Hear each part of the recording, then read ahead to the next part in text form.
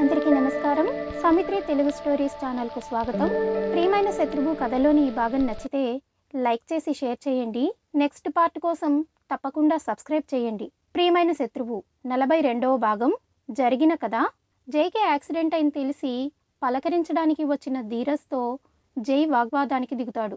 జైని అంత కోపంగా ఎప్పుడూ చూడని నేత్ర బిత్తరపోతుంది. కానీ ధీరజ్ ప్రవర్తన చూసి ధీటుగా సమాధానం చెప్తుంది. ఇక మీదట ఉదయాన్నే లేచి తలారా స్నానం చేసి గుడికి వచ్చాడు అజయ్. దేవుడి ముందు బోర్లా పడుకొని సాష్టాంగ నమస్కారం చేశాడు. దేవుడా, నాకొక మంచి అమ్మాయిని సెట్ చేసి పెట్టు. నీకు 101 కొబ్బరికాయలు కొడతాను. అప్పుడే అక్కడికి వచ్చిన పూజారి అజయ్ మాటలు విని చెవులు మూసుకుంటాడు. కర్మరా దేవుడా, చూడు బాబు, నువ్వు దేవుడి దగ్గరకు వచ్చావు. అమ్మాయిల్ని సెట్ చేసేది ఇక్కడి కాదు. నువ్వు రాంగ్ ప్లేస్కి వచ్చావు. కానీ దానికి బయట వేరే వాళ్ళు ఉంటారు, వెళ్ళి చూసుకో. చిచి, నేను అలాంటి వాణ్ణి కాదు స్వామి. నేనన్నది పెళ్లి చేసుకోవడానికి. ఓ, పెళ్ళికా? అవును.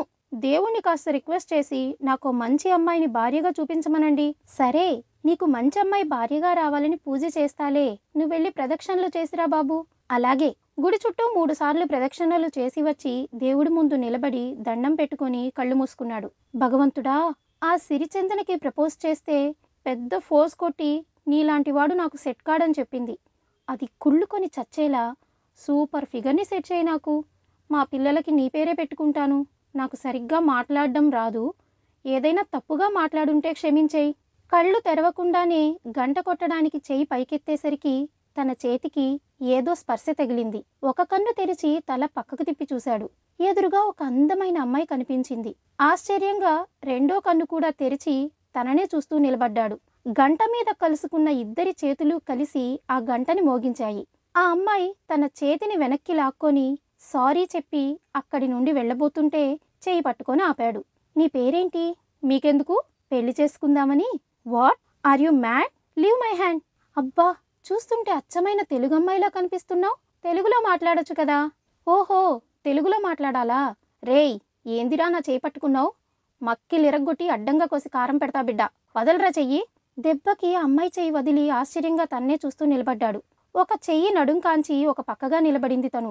ఇప్పుడు చెప్పు, ఏంది నీ సమస్య? గుడికొచ్చే పోరీలను పటాయించడానికి చూస్తున్నావులే. మళ్ళీ పోరీ వంక కన్నెత్తి చూసినావో గుడ్లు పీకి కాకులకు గద్దలకు వేస్తాను. వామ్మో, మరీ ఇంత పచ్చి తెలుగా? నువ్వేగా తెలుగులో మాట్లాడమన్నావు. అమ్మాయిలు మరీ ఇంత మాస్గా మాట్లాడతారని తెలియక బుద్ధిలేక అడిగాను. నీకో దండం తల్లి, వెళ్ళిక్కడి నుండి. అలారా దారికి. అసలు నేనెవరో తెలుసా? ఈ ఏరియాకి కొత్తగా వచ్చిన ఎస్ఐని. ఇంకోసారి ఏ పోరీ వెంటైనా పడినావని తెలిసిందో నరికి పోగులు పెడతా, జాగ్రత్త. వార్నింగ్ ఇచ్చి తనలో తానే నవ్వుకుంటూ అక్కడి నుండి వెళ్ళిపోయింది ఆ అమ్మాయి. అజయ్ గట్టిగా తల విదిల్చి వెనక్కి తిరిగి కోపంగా దేవుడి వైపు చూశాడు. అమ్మాయిని చూపించమని అడిగితే ఆటం బాంబుని చూపిస్తావా? దాని చేతిలో పడితే నా బతుకు బస్టాండే. నువ్వు వద్దు, ఆ పిల్ల వద్దు, బాయ్. అజయ్ చెప్పేది వింటూ రాధా జై గట్టిగా నవ్వుతారు.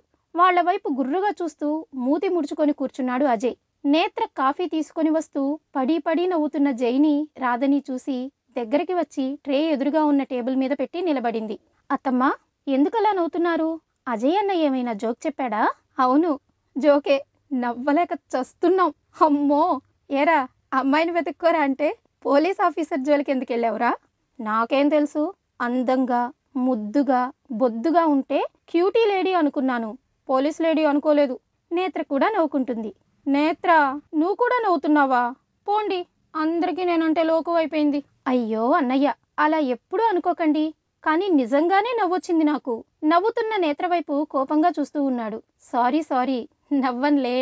అత్తమ్మ, ఇక ఆపండి. పాపం అన్నయ్య ఫీల్ అవుతున్నాడు. వాడెందుకు ఫీల్ అవ్వడం? వాడు నా ఫ్రెండ్ అని చెప్పుకోవడానికి నేను ఫీల్ అవ్వాలి. అమ్మాయిని హ్యాండిల్ చేయడం కూడా రాదెదవకి. అబ్బచ్చా, తమరికి బాగా తెలిసినట్టు బిల్డప్ ఇస్తున్నావేంట్రా? నీకు మాత్రం వచ్చా? నీకు అమ్మాయిల్ని హ్యాండిల్ చేయడం రాకే కదా నేత్ర చుట్టూ 8 సంవత్సరాలు హచ్చుకుక్క పిల్లలా తిరిగావు. అది వేరే. ఏంటి వేరే? నేత్ర, నీకు అసలు విషయం తెలీదు. రోజు నిన్ను చూడడం కోసం మీ ఇంటి బ్యాక్ సైడ్ ఏరియాలో ఒక ఫ్లాట్ కొన్నాడు. నేను అక్కడే ఉంటున్నాను. నిజమా అన్నయ్య? హా, రోజు ఆఫీస్ అవ్వగానే నా ఫ్లాట్కి వచ్చి నీకు సైట్ కొట్టేవాడు. నేత్ర ఆశ్చర్యంగా జై వైపు చూసింది. నవ్వుకుంటూ కనిపించాడు. పెద్ద ఏదో వీడికే అమ్మాయిల్ని హ్యాండిల్ చేయడం వచ్చినట్టు బిల్డప్ ఇస్తున్నాడు చూడు. రేయ్, ఆపండ్రా మీ గొడవ. టైం చూసారా? మీ ఆఫీస్కి లేట్ అవుతుంది, త్వరగా టిఫిన్ చేసి బయలుదేరండి. నేత్ర, టిఫిన్ పెట్టు వీళ్ళకి, నేను మళ్ళీ ఊరికి బయలుదేరాలి. సరే అత్తమ్మా, మీరు కూడా రండి. అలాగే. నేత్ర డైనింగ్ టేబుల్ సర్ది అందరికీ టిఫిన్ వడ్డించింది. రాధ తనని కూడా పక్కనే కూర్చోపెట్టి టిఫిన్ పెట్టింది. అందరూ కబుర్లు చెప్పుకుంటూ టిఫిన్ చేశారు. జై, నేత్ర, అజయ్ బయటికి వచ్చారు. రాధ డోర్ దగ్గరే నిలబడింది. అత్తమ్మా, జాగ్రత్తగా వెళ్ళిరండి. అక్కడికి వెళ్ళగానే ఫోన్ చేయండి, ఓకేనా? అలాగే. బాయ్ మా. బాయ్ నాన్న. ఆఫీస్కి రాగానే తన క్యాబిన్లో కూర్చొని పెండింగ్ ఫైల్స్ అన్నీ క్లియర్ చేసే పనిలో పడింది నేత్ర. జై క్యాబిన్లో అజయ్, జై వర్క్ చేసుకుంటున్నారు. సిస్టంలో వర్క్ చేస్తూ ఏదో గుర్తు రావడంతో అజయ్ వైపు చూశాడు జై. అజయ్, ఇవాళ కొత్త మేనేజర్ రావాలి కదా? అవును జై, ఇంకా రాలేదనుకుంటాను. వాట్, రాకపోవడం ఏంటి? Excuse me sir. Yes, come in. ఆ అమ్మాయి లోపలికి వచ్చి జై ఎదురుగా నిలబడింది. అజయ్ వర్క్లో బిజీగా ఉండడంతో తన్ని గమనించలేదు. సారీ సార్, లేట్ అయ్యింది. ఇట్స్ ఓకే, తనకి తన క్యాబిన్ చూపించు. సరే అంటూ ఆ అమ్మాయి వైపు చూసి షాక్ అయ్యాడు. ఉదయం తను గుడిలో చూసిన అమ్మాయి. ఆ అమ్మాయి కూడా అజయ్ని చూసి షాక్ అయింది. అమ్మో, వీడేంటి ఇక్కడున్నాడు? మనసులోనే అనుకుంటూ తన చేతిలో ఉన్న ఫైల్స్తో మొహం దాచుకుంది. ఏయ్, ఆ ఫైల్స్ తీ. తీయను. ఎలా తీయమో నేను చూస్తాను. దగ్గరకు వచ్చి ఆ ఫైల్స్ లాక్కున్నాడు. ఆ అమ్మాయి వెకిలిగా ఒక స్మైల్ ఇచ్చింది. ఏం మేడం, స్టేషన్లో డ్యూటీ అయిపోయిందా? ఇక్కడికి వచ్చారు? అంటే అది. జై ఇద్దరిని చూస్తూ దగ్గరికి వచ్చాడు. అజయ్, నీకు తను ముందే తెలుసా? హా, బాగా. ఉదయం చెప్పాను కదా, గుళ్ళో అమ్మాయి తనే. ఓ, అవునా? ఆ అమ్మాయి జై వైపు తిరిగింది. సారీ సార్, ఎవరో తెలియదు కదా, అందుకే అలా మాట్లాడాను.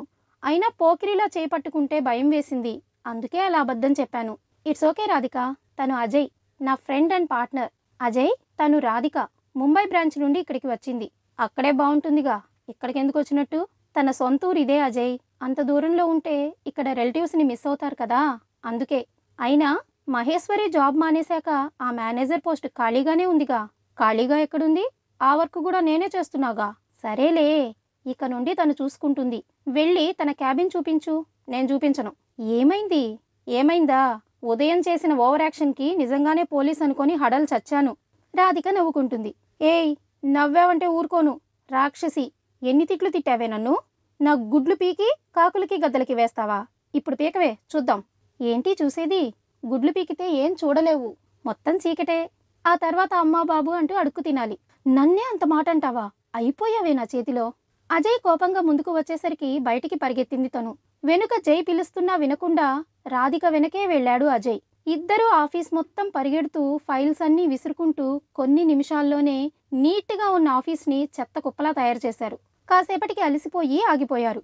చుట్టూ చూసేసరికి స్టాఫ్ అంతా అయోమయంగా ఇద్దరిని చూస్తూ నిలబడ్డారు. జై, నేత్ర ఇద్దరిని చూసి నవ్వుతూ దగ్గరికి వచ్చారు. అయిందా మీ ఫైటింగ్? సారీ సార్, అంతా ఈ ఇడియట్ వల్లే. ఏయ్, ఇడియట్ గీట్ అన్నావంటే చెవులు కోసేస్తాను. ఆ, నువ్వు కోస్తుంటే చూస్తూ ఊరుకుంటారు మరి. పెద్ద తిక్కమాలోకంలా ఉన్నాడు. ఇతను మీ ఫ్రెండ్ ఎలా అయ్యాడు సార్? ఏం చేస్తాం, ఫేట్ రాధిక. అజయ్ కోపంగా జైని చూస్తూ నిలబడ్డాడు. ఊరుకోండి, అన్నయ్యని ఊరికే ఆట పట్టిస్తారు మీరు. నీకు నా మాటలే వినిపిస్తున్నాయా? తనకి క్యాబిన్ చూపించరా అన్న పాపానికి ఏ క్యాబిన్ ఎవరిదో గుర్తుపట్టలేనంతగా ఆఫీస్ని మార్చేశాడు చూడు. మొత్తం ఎలా తయారయ్యిందో. అవును సార్. ఏంటి మీరిద్దరూ ఒకటైపోయారా? నాకెవరూ లేరనుకోకండి. నా తరపున మాట్లాడడానికి నా చెల్లి నేత్ర ఉంది. ఏమ్మా? అవునన్నయ్యా, నేనున్నాను కదా. ఇదిగో, మీరు అన్నయ్యనేమన్నా అంటే. జై నేత్ర వైపు తిరిగాడు. హా, అంటే? అంటే బాగుండదు చెప్తున్నా. పదన్నయ్య వెళ్దాం. అజయ్ చేయి పట్టుకొని అక్కడి నుండి తీసుకెళ్లిపోయింది. అందరినీ వర్క్ చూడమని చెప్పి రాధికకి తన క్యాబిన్ చూపించాడు జై. Thanks sir, it's okay. నీకే డౌట్ వచ్చినా నన్ను అడుగు. Okay sir. అండ్ అజయ్ గురించి తప్పుగా అనుకోవద్దు రాధిక, వాడు అల్లరి చేస్తాడే కానీ చాలా మంచివాడు. అర్థమైంది సార్, నేనేమీ తప్పుగా అనుకోలేదు. మీ ఫ్రెండ్ అని తెలియగానే అర్థమైంది అతను ఎలాంటివాడు అని. Thank you. Go to your work. Okay sir. జై నవ్వుకుంటూ తన క్యాబిన్లోకి వచ్చాడు. నేత్ర అజయ్తో మాట్లాడుతూ ఉంది. ఏంటి, వర్క్ చూడకుండా కబుర్లు చెప్పుకుంటూ కూర్చున్నారు? మేమిద్దరం అలిగాం, ఈరోజు వర్క్ చేసే మూడ్ లేదు. ఆ వర్క్ ఏదో తమరే చేసుకోండి. ఏయ్, వర్క్ చాలా ఉందిరా. అయితే మాకేంటి? ఇప్పుడు మీకేం కావాలి? అజయ్ అన్నయ్యకి సారీ చెప్పండి. అజయ్ ఉలిక్కిపడి జై వైపు చూశాడు. ఏరా, సారీ చెప్పనా? అమ్మో వద్దు. అదేంటన్నయ్యా అంత భయపడుతున్నారు? వాడు సారీ మామూలుగా చెప్పడు నేత్ర. ముందు నన్ను 4 పీకి ఆ తర్వాత సారీ అంటాడు. వాడి సారీ నాకొద్దు గాని నేను నా క్యాబిన్కి వెళ్ళి వర్క్ చూసుకుంటా అంటూ అక్కడి నుండి వెళ్ళిపోయాడు. నేత్ర జై వైపు చూసేసరికి నవ్వుతూ దగ్గరికి లాక్కున్నాడు జై. ఓయ్, ఏంటిది? ఇది ఆఫీస్, పర్లేదు, నా ఆఫీసే కదా, ఎవరూ రారులే. ఏం చేస్తున్నారు? సారీ అడిగావుగా. ఏంటి ఇలాగా? హా, వాడికైతే దెబ్బలతో చెప్తాను, నీకైతే చాలేండి. ఆఫీస్లో ఉన్నాం మనం, మీ సరసాల తర్వాత ముందు వర్క్ చూడండి. కుదరదు, నా మూడ్ మారిపోయింది, వేరే మూడ్లోకి వెళ్ళిపోయా. మీరే మూడ్లోకి వెళ్ళినా ఇది ఆఫీసు అంతే. రాక్షసి, నేనెప్పుడు అడిగినా ఏదో ఒకటి చెప్పి తప్పించుకుంటున్నావు. అసలే 2 వీక్స్ నుండి ఆఫీస్కి రావడం లేదు, చాలా వర్క్ పెండింగ్లో ఉంది, వర్క్ చేయండి. జై కౌగిలి విడిపించుకొని డోర్ వైపు పరిగెత్తింది నేత్ర. జై అలాగే నిలబడున్నాడు. నవ్వుకుంటూ వెనక్కి వచ్చి జై చెంప మీద ముద్దు పెట్టి బయటకు పరిగెత్తింది. జై తనలో తానే నవ్వుకుంటూ చైర్లో కూర్చున్నాడు. జై ఫోన్లో మాట్లాడుతూ గదిలోకి వచ్చాడు. నేత్ర అప్పుడే స్నానం చేసి వాష్రూమ్ నుండి బయటికి వస్తూ కనిపించింది. ఫోన్ కట్ చేసి తన వైపు చూసేసరికి అద్దం ముందు నిలబడింది.